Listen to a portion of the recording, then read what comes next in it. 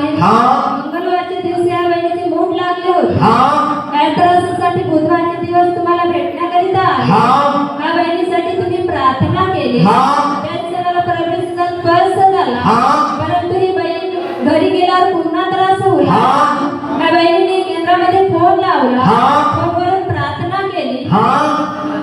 या बहिणीला बरं वाटलं. हाँ. पुन्हा त्रास झाला. हाँ. या त्रासासाठी या बहिणीने बायबल घेतला आणि काप सगळं पाजलं.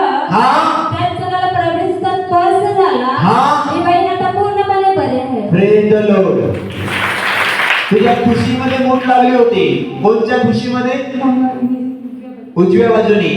मंगळवारच्या दिवशी. बुधवारी तू केंद्रात आली. मी तुझ्यासाठी प्रार्थना केली. वेदना बंद झाल्या होत्या, पण घरी गेल्यावर परत त्रास झाला आणि केंद्रात फोन लावला, परत बरं वाटलं. सकाळी फोन लावला, परत बरं वाटलं, परत त्रास झाला. म्हणून बायबल तू पोटावर बांधलं, क्राफ्ट बांधला.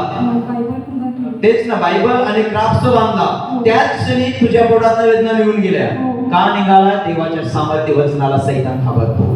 आणि देवाच्या वचनाला बांधलं, बायबलला बांधलं, त्याच क्षणी मूठ निघून गेली आणि पूर्ण बरी झालीस.